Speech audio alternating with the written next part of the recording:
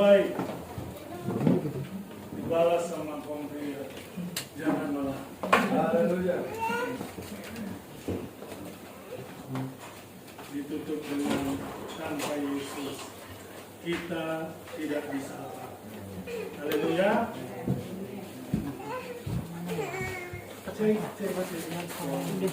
Udah dibaca sih. Udah, yang biru.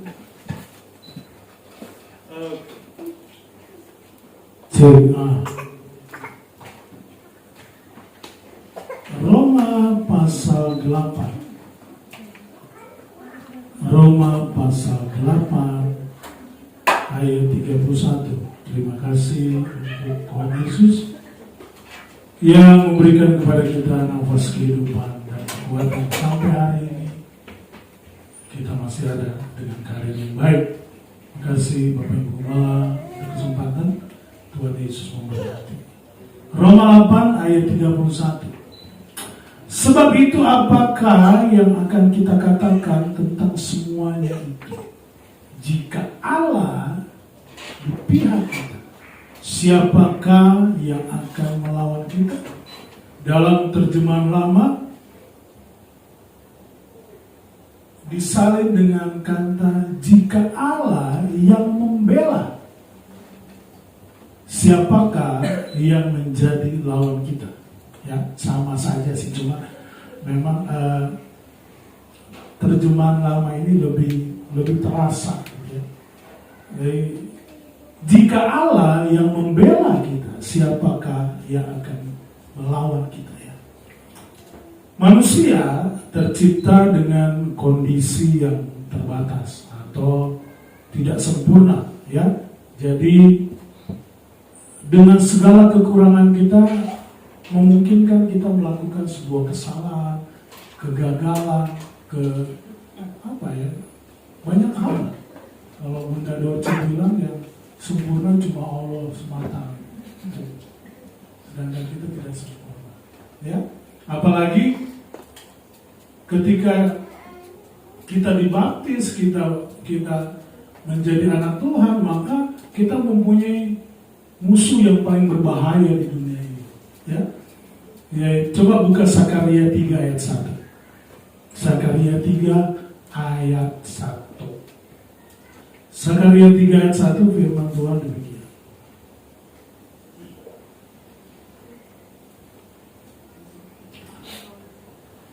Kemudian ia memperlihatkan kepadaku imam besar Yosua berdiri di hadapan malaikat. Di hadapan malaikat Tuhan. Sedang iblis berdiri di sebelah kanannya mendakwa dia. Ya. Ketika kita menjadi anak Tuhan, kita punya musuh terbesar di dunia, ya, yaitu iblis. Dia pendakwa, dia mendakwa kita.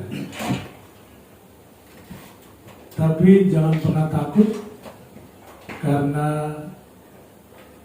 ketika kita memilih Tuhan, bahkan ketika iblis itu menjadi pendakwa kita, Roma 8 ayat 34, ya, Roma 8 ayat 34, di situ menuliskan bahwa Tuhan Yesus adalah pembela kita.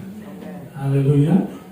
Saya pernah menonton film Korea, ibu-ibu tegang yang menceritakan tentang seseorang yang meninggal, pemadam kebakaran meninggal saat dia bertugas, terus dia dibawa ke penghakiman dan ternyata dia dinyatakan bersalah.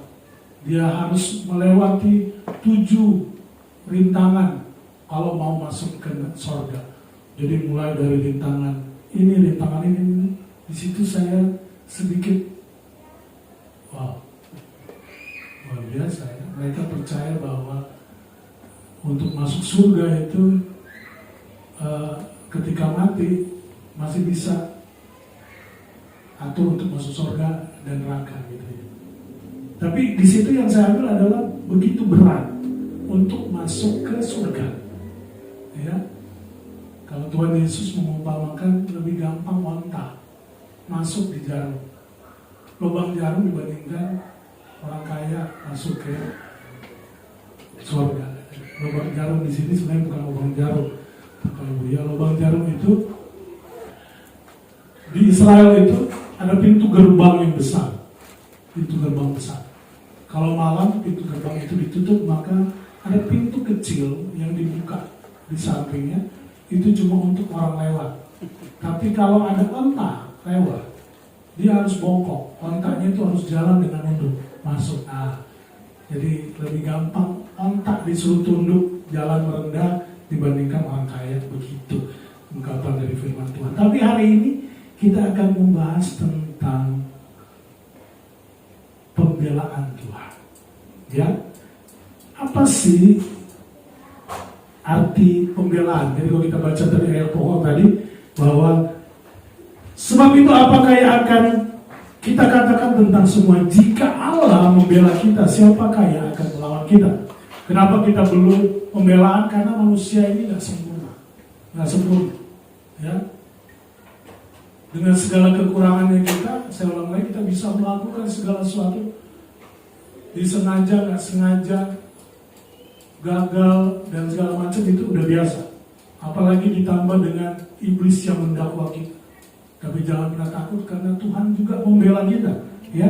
Jadi kita akan fokus apa sih pembelaan Tuhan itu ya.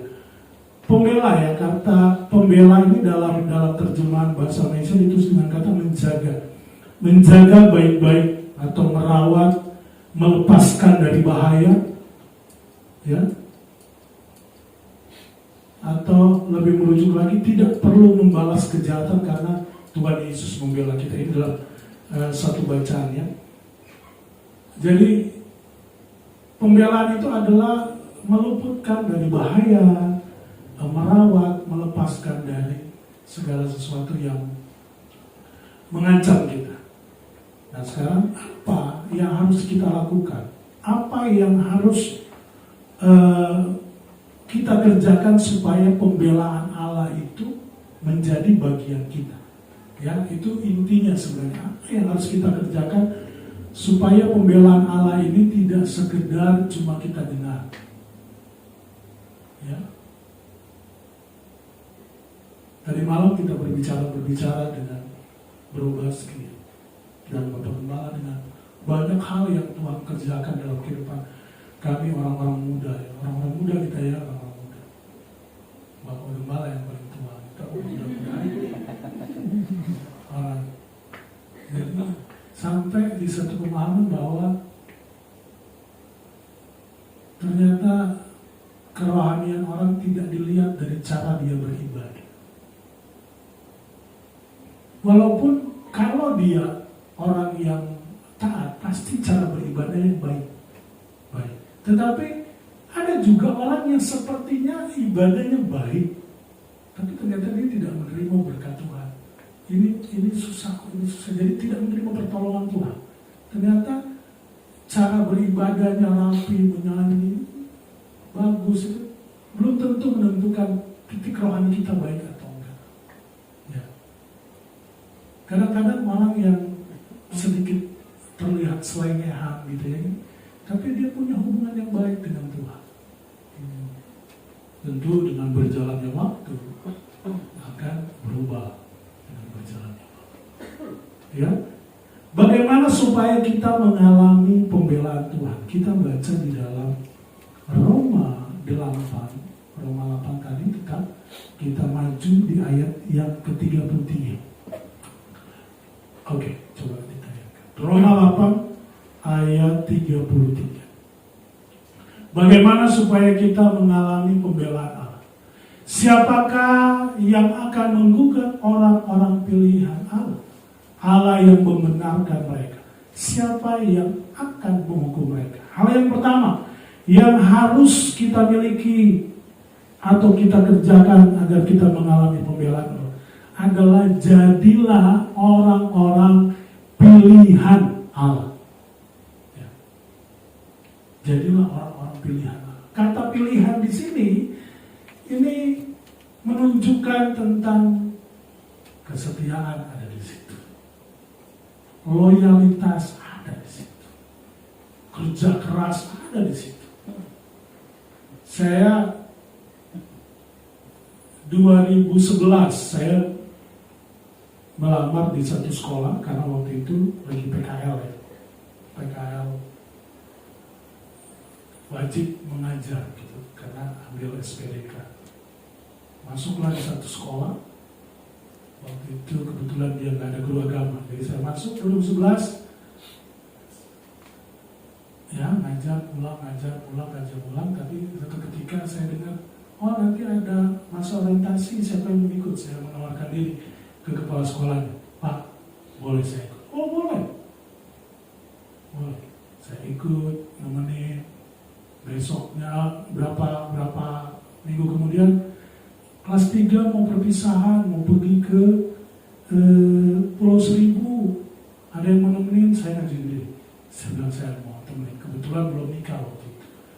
Saya mau nemenin. Kalau udah nikah kan harus apa? ISO. Harus ISO. Apa tadi itu ISO? Saya belum nangkep. Baru SRI. Sudah ada istri. Di situ mulai jadi 2011, 2012, 2013 saya jadi wali kelas, dipilih wali kelas. 2014 saya kesiswaan, 2015 saya wakil kepala sekolah bagian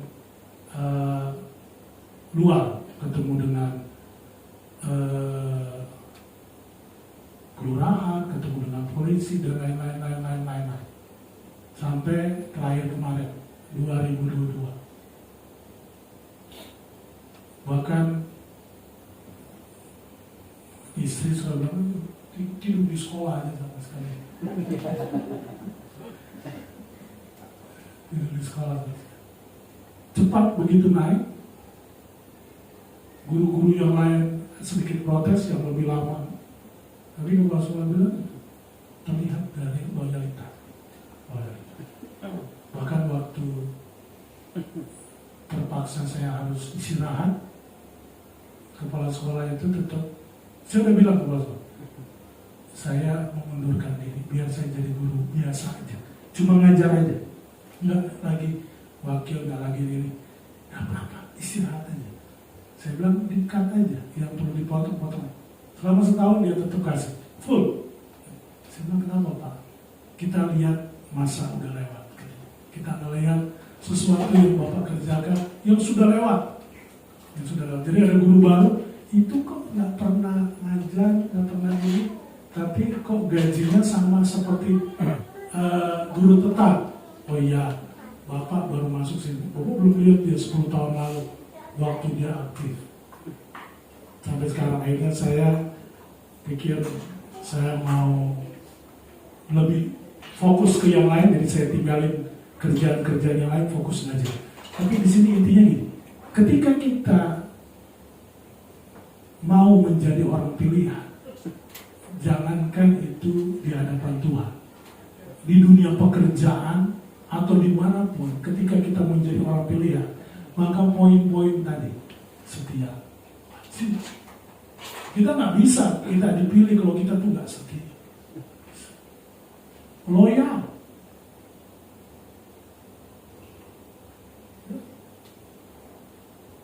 Jadi poin pertama ini yang harus kita pikir, yang harus wajib kita miliki, yaitu menjadi orang pilihan Tuhan. Nggak gampang, ya? Jadi pilihan itu nggak gampang. Tetapi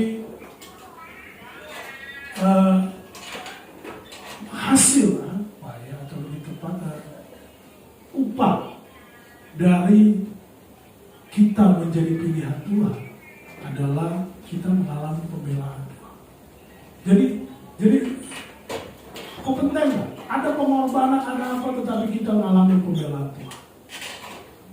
Kita tinggal jadi pengunjung akhir zaman ini, Tuhan nggak mau repot, mau diberkati, kerjakan keselamatan. Enggak. Tuhan bilang kalau orang nggak mau memuji Tuhan, dia bisa bikin batu nyanyi. Kalau batu udah nyanyi, berarti udah gak berguna lagi tadi. Ya. Di penghujung akhir zaman ini, iblis bekerja 2 kali ganda, 3 kali ganda bahkan. mungkin 100 kali ganda untuk merekrut banyak orang untuk bersama-sama dia di penghukuman. Ya. Saya melihat berapa gambar iblis dikasih mahkota duduk di neraka. Begitu besar dia sampai dia itu penghukum di situ, penghukum apa yang jadi itu napi di situ. Jadi bukan raja neraka dia itu penghuni yang akan dibantai nanti sama Tuhan. Jadi dia minta merekrut begitu banyak orang untuk menemani dia saat itu. Maka hal yang pertama yang harus kita miliki kalau kita mau menjadi orang yang mengalami pembelaan Tuhan, jadilah orang-orang pilihan Tuhan. Orang pilihan tadi ada kesetiaan di situ, ada loyalitas, ada bayar harga, banyak. Yang kedua,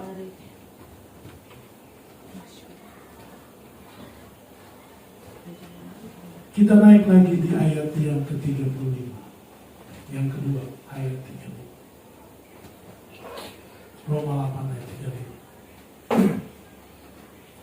Siapakah yang akan memisahkan kita dari kasih Kristus?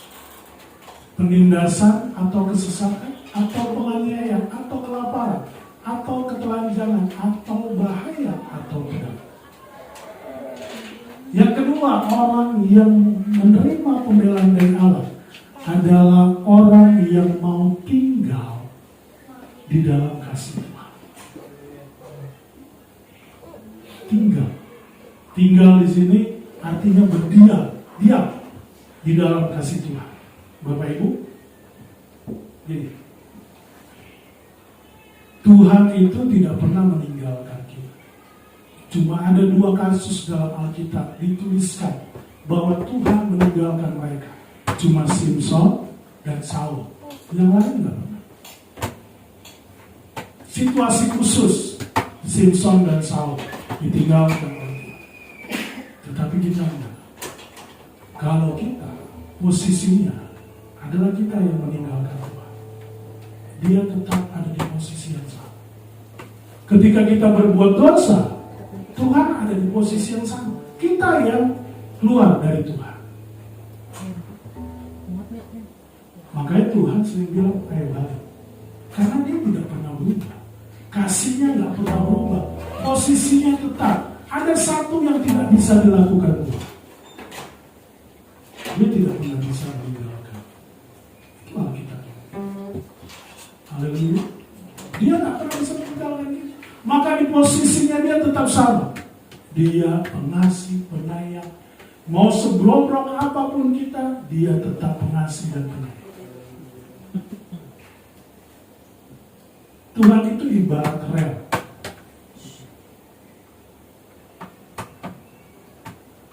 Kalau keretanya keluar dari rel, ya sudah, nggak bisa jalan. Sedangkan relnya tetap ada di situ, nggak keluar. Kecuali dia pindahkan lagi jadi sesuai dengan rel. Jadi kalau kita mau mengalami pembelaan Tuhan, tetap tinggal di kasih. Jangan keluar. Suatu ketika kami pelayanan di Cinere, jadi ada cabang dulu di Cinere. Waktu itu masih di lama banget. Bawa pendeta dulu bawa mobil yang merah, mobil apa namanya, dikejar bencong, mobil tidak apa, nggak jelas mobil buahnya, mobil lama banget. Jadi satu ketika sampai kita harus pelayanan dan dikejar untuk di kebun kacang, di apa namanya, di HI itu macet, lalu bimbang di mobil. Ada yang mau turun aja kita, udah mepet, tinggal jalan atau naik ojek. Karena memang sebenarnya kalau dari HI ke gereja kami yang lama, gereja kami di Kebon Kacang itu tinggal jalan kaki atau naik ojek deket nyampe ya. Dengan bimbang-bimbang, walaupun dari senior bilang udah tinggal aja, ini udah mendung, tinggal aja di mobil, dikit lagi nyampe. Betul, tapi ada yang berinisiatif, udah kita keluar aja karena mepet waktu. Jadi keluarlah 2 orang ini, 2 orang keluar, nggak sampai 10 menit hujan deras sekali. Pas kita masuk, ternyata jalan udah plong. Nah, kita udah nyampe, yang 2 ini memisahkan diri. Padahal udah dibilang tinggal di mobil, karena udah hujan. Di depan pasti udah macet. Tapi dia ngotot karena ya memang bertugas. Akhirnya kita udah sampai, mereka nyampe beberapa menit kemudian dengan basah kuyup. Ya. Kenapa? Karena udah dibilang tinggal. Ya. Tinggal di hadirat Tuhan. Karena Tuhan tidak pernah meninggalkan kita. Kami sekeluarga ya, mungkin dengan sekalian mengucapkan terima kasih. Bapak Ibu Gembala, seluruh jemaat Eklesia atas doa dan bantuannya sepeninggal Papa saya. Ya. Bapak saya ini umur 75 tahun. 75 tahun. Dengan latar belakang militer. Beliau di TNI, polisi militer, dan mengakhiri dinasnya di Pas Pampres. Waktu meninggal, saya baru tahu segala sesuatu yang lain daripada dia. Yang saya tahu cuma dia itu orang yang secara status sebagai ayah saya tidak baik. Jadi saya telah ditinggal papa saya kerja dinas di umur kelas 3 SD. Saya udah gak ketemu lagi, California. Nanti ketemu waktu saya SMA. Saya ke Subang, ketemu, pulang sekolah saya lihat dia, saya usir. Pulang. Saya sudah terbiasa tidak punya apa. Wah. Terpulihkan, ketemu lagi, waktu datang menikah. Kami nikah, Bapak tidak tahu. Itu sekedar itu pengalaman saya dengan Bapak saya. Tapi waktu pemakaman, itu jalan gang. Saya baru tahu saya pulang kampung. Gang itu namanya gang poli. Jadi marga saya itu termasuk marga besar di kampung. Gang aja marganya namanya marga saya. Coba tanya di kampung Pak Gembala kalau gang namanya Sianturi nggak ada. Tapi di kampung saya satu gang itu namanya gang poli. Dan memang sederet itu keluarga semua. Ketika lagi penghiburan, dibuka ruang kesaksian. Lalu muncullah orang-orang yang saya tidak pernah kenal. Salah satu orang di Palembang. Jadi dia datang, kita nggak kenal siapa di sana. Dia bilang memang Bapak Ibu nggak kenal saya. Papi. Udah gemeteran Papi. Anak dari mana nih? Jalan-jalan dari yang lain gitu. Udah. Orang Manado katanya kalau datang ke Jakarta, kalau nggak jadi pendeta jadi TNI, apalagi di preman.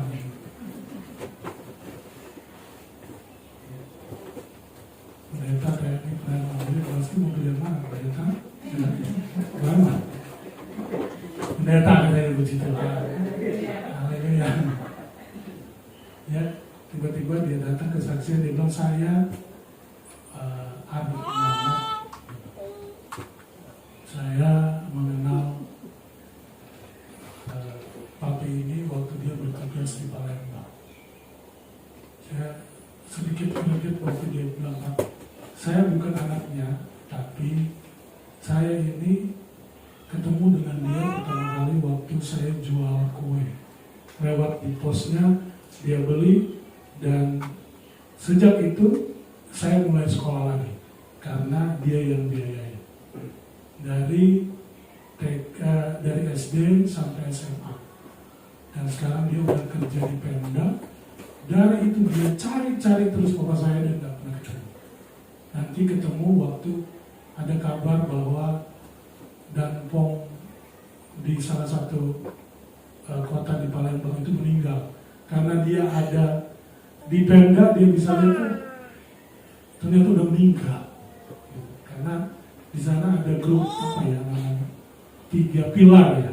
Jadi di situ masuk komandan polisi militer tahun sekian sudah meninggal dunia atas nama bapak ini dan disemayamkan di Manado. Dia datang di situ, dia nangis.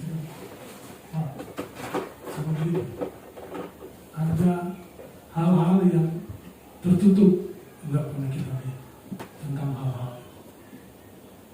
Tapi saya sih udah nggak terlalu bermasalah. Artinya ketika saya menjadi hamba Tuhan, saya lepaskan pengampunan. Bahkan ketika H-1 kita ditelepon, ayo pulang karena nafasnya sudah satu-satu. Jadi kita kumpul semua, video callan sama yang keluarga, kita berimbang, kita ajak dia berdoa. Itu minggu malam, Senin paginya dia berangkat ke Solo. Di situ saya melihat bahwa ada penyesalan di belakangnya. Dia ketemu sama gembala terakhir, waktu bawa perjamuan dia bilang, "Gembala, doakan saya, biar Tuhan mengampuni saya." Saya nggak pernah tahu apa-apa, nanti duduk dengan teman-temannya itu baru saya dapat info-info yang latar belakang bapak saya. Mungkin dulu zaman itu dia dan teman-temannya lah yang terkenal dengan nama Petrus kan. Ya, mereka itu. Karena saya nggak pernah lihat nanti waktu dimandikan di apa, saya baru lihat ternyata belakang bapak saya itu ada nama-nama 65 nama orang, nama teman-temannya dia. Nah itu sebagian hadir. Maka dia merasa bahwa ada dosa besar yang dia lakukan di zaman dia bertugas itu. Dan kita nggak pernah tahu itu. Dia simpan. Kalau dia tahu itu, saya akan bilang, "Papa itu tugas, ya, jangan makanya lebih banyak lagi." Tapi kami yakin waktu dia mengembuskan nafas terakhir itu kebetulan puji Tuhan mama dan kakak saya paling tua sudah ada di situ di samping, dan mama saya bilang dia meninggal ketika kita sudah berdoa. Jadi pas mama berdoa, mama bilang nama kecilnya Buang, selamat jalan, Tuhan Yesus memberkati sampai kita ketemu di surga. Dia ngorok langsung. Terus dokter periksa, udah jalan. Dalam keadaan semua. Sudah di situ.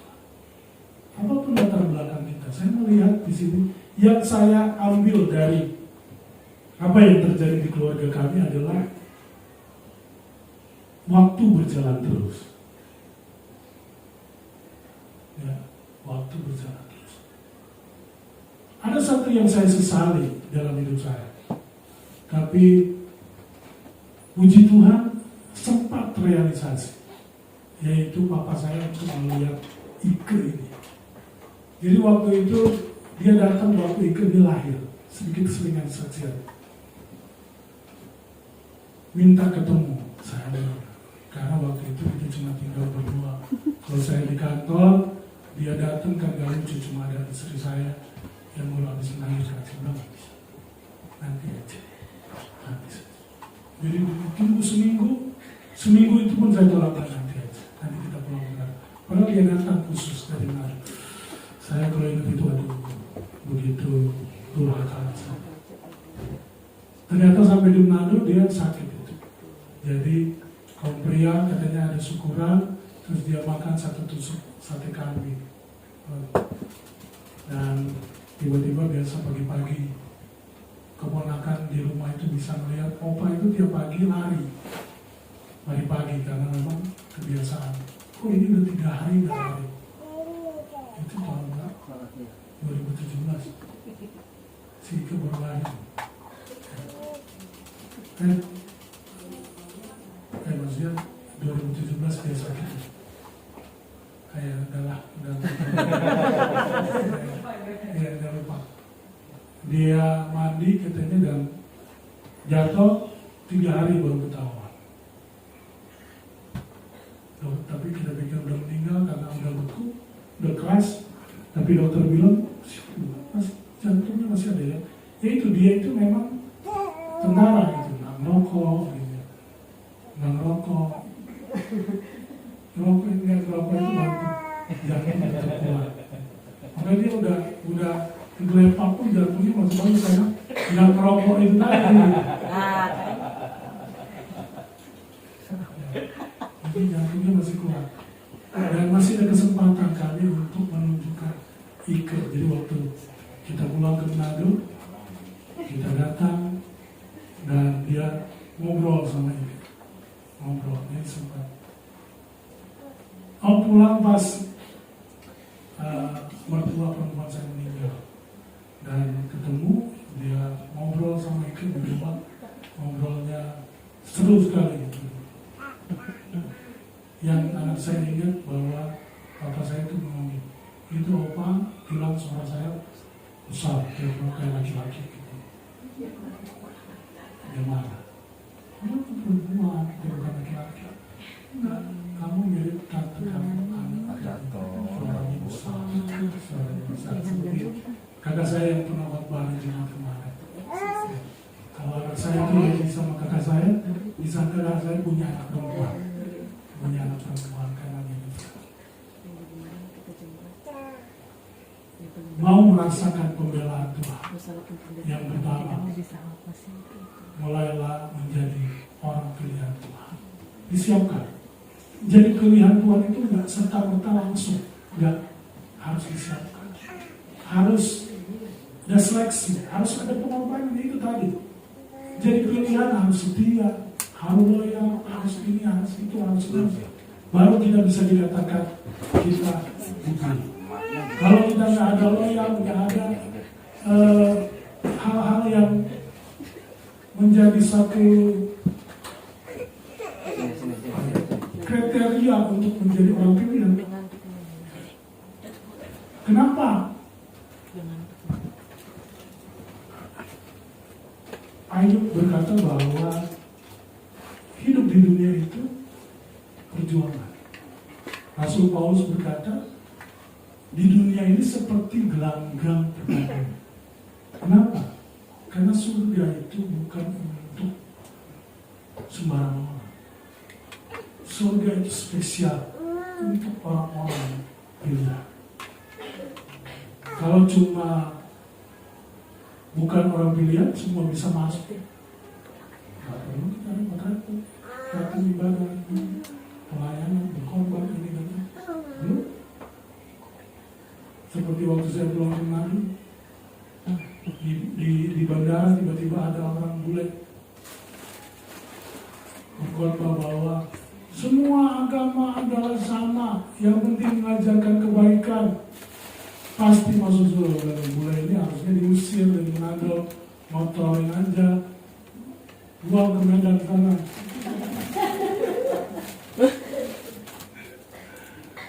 Gimana kita bahasa Medan atau ada terjemah di situ gimana? Gak apa-apa. Sedikit-sedikit lah belajar. Yang kedua, tetap tinggal di dalam kasih. Apapun yang terjadi, tetap tinggal. Apa yang ada satu kisah tentang Lut.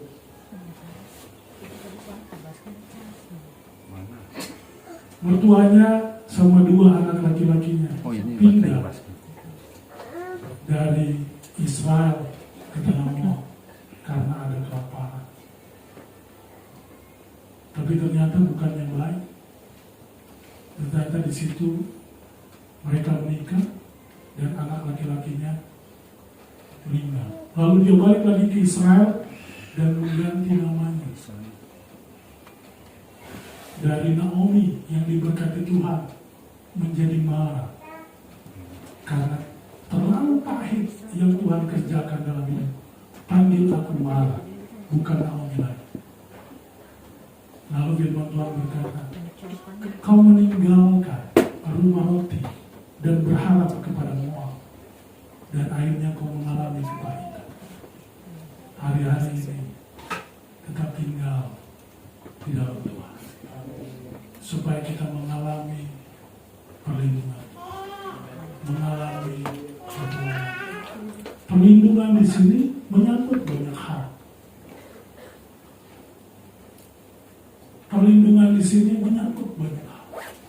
Kita buka dalam Mazmur pasal 91. Ayat terakhir, tapi setengah jam. Mazmur pasal 91 ayat 14. Ini yang dimaksud dengan pembelaan Tuhan. Ketika kita dibela oleh Tuhan, maka kita harus menjadi orang pilihan Tuhan dan tinggal dalam hadirat Tuhan. Kenapa? Supaya kita menikmati. Ini yang dimaksud pembelaan Tuhan. Perhatikan. Sungguh hatinya melekat kepadaku, maka aku akan. Kata maka aku akan itu menunjukkan satu timbal balik. Ya, ketika kita melakukan sesuatu, maka aku akan. Ya, artinya kita kerjakan sesuatu dulu. Ya, sungguh hatinya melekat kepadaku dulu. Tinggal dulu di dalam aku. Melekat dulu. Nih, buah bara, nempel, melekat. Nggak ada jarak. Di mana ada satu, di situ ada. Dulu Saya sama Bapak Gimana gitu. Di mana ada dia, di situ ada.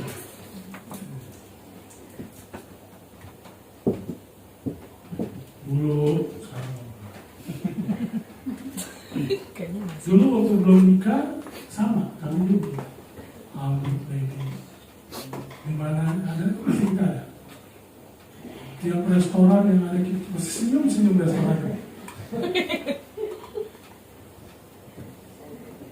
Kita kalau datang ke Tanjung Priok di restoran baru, dari jauh ibu-ibunya udah melihat kita bawa motor aku, sukacitaku penuh hari. Karena satu orang makan porsi 5. Pokoknya tutup hari itu dia, senang. Pokoknya dia tutup. Yang biasa dia ngambilin orang, kita kalau datang, ambil sendiri. Dikasih piring yang main ibu. Dari waktu kami mau melakukan di mana, mampir di restoran yang baru. Di situ ditulis terang-terangan, gratis nasi, puji Tuhan. Baru nyampe, nasinya berapa? Buat 6 aja, dan berarti ada berapa orang gitu. Baru dia taruh, baru naik, mas nasi lagi. Baru balik dan nasi lagi. Sekalian langsung taruh gentong aja gitu. Ketika kita tinggal melekat sama Tuhan, perhatikan itu. Maka aku akan satu meluputkannya. Aku akan membentenginya, sebab dia mengenal nama. Bila ia berseru kepadaku, akan kujawab. 3. Aku menyertai dia dalam kesesakan. 4. Aku meluputkannya. 5. Dan memuliakan dia. 6. Dengan panjang umur. 7. Akan kukenyangkan dia. 8. dan akan kuperlihatkan keselamatan daripadaku. Ada 9 berkat yang Tuhan sediakan bagi kita ketika kita mau tinggal di dalam Tuhan. Pembelaannya meliputi ini, Bapak. Di sini ada kata yang diulangi, tapi sebenarnya maknanya berbeda. Dikata meluputkannya, aku akan meluputkan yang pertama itu dalam bahasa aslinya lebih merujuk kepada kejahatan-kejahatan yang langsung secara fisik. Tetapi yang aku akan meluputkannya dan meluputkannya ini lebih ke ancaman orang dalam rencana jahat. Ketika kita kerja, ada yang berpikir jahat tentang kita, mau menjebak kita, mau mengapakan kita, tapi diluputkan Tuhan, malah dipluskan, dimuliakan. Artinya ketika di pekerjaan kita ada orang yang jahat pengen menjatuhkan kita dengan ini, Tuhan meluputkan, bahkan dikasih bonus, tambah naik jabatan. Luar biasa. Saya terkesan dengan di ayat yang ke-18. Walaupun semuanya luar biasa, saya ada di ayat 16. Dengan panjang umur akan kukenyangkan. Haleluya. Panjang umur, kalau nggak kenyang, astaga. Buat apa hidup di dunia ini? Panjang umur akan kukenyangkan. Haleluya. Selama ini saya belum pernah kelaparan. Belum pernah. Belum pernah. Makan dikit aja saya jadi daging. Betul. Berat badan apa? Datang saya di Jakarta itu 60-an. 60. Ya. Udah habis narkoba ya, jadi udah datang. Kayak laku. Orang lain kulit bungkus tulang. Sekarang 115. Haleluya. Kalau sakit dia turun 120. Satu hari kemudian 115 lagi. Berarti dalam 1 hari naik 5 kilo. Tapi puji Tuhan gak pernah naik. 15. Kalau udah naik, celana saya udah gak cukup. Ini dana anak kan dikasih celana baru, tapi ngepet. Mau mengalami pembelaan Tuhan, mulai dengan mempersiapkan diri menjadi orang benar. Tidak gampang, tapi bisa. Dipersiapkan, dipersiapkan. Saya udah punya satpam. Ada satpam besar, ada satpam kecil. Satpam kecil itu lebih frontal. Kayaknya ganti baju deh, itu baju udah bau. Oke, makasih. Jalan, saya sudah terlalu pusing dengan apa yang saya pakai. Sudah ada lagi jalan. Kan malu pakai begituan gitu. Ganti dong. Ya, udah bisa menahan kalau saya lagi marah. Dan marah-marah bikin malu. Di jalan biasanya kalau saya ada klakson, dia nggak perlu. Sekelilingku, merasakan hadiratmu. Kalau mamanya kejar. Jiwa. Apalagi kalau tetap tinggal bersama. memang bikin kesel. Tetap di sini menikmati baikmu. Berisik Anak sama istrinya. anak juga anak. Nggak bisa baju yang lebih cepat. Kan lagi bawa anak istri gitu kan. Belajar sama Albert. Ini ada satu bait Belajar itu lebih cepat. Lagi bawa mertua. Malam-malam. Saya pernah dari Pondok Cina ke Bekasi. Orang itu 1,5 jam naik motor. Saya 45 menit. Itu mungkin lemak-lemak saya udah turun. Bawa itu kayak Rossi. Bingung. Nah, kita di penghujung akhir zaman. Banyak hal yang harus kita hadapi. Saya baru 41 tahun, pernikahan baru 8 tahun, ya, 9 tahun, 8 tahun, 9 tahun, siapa satu lagi?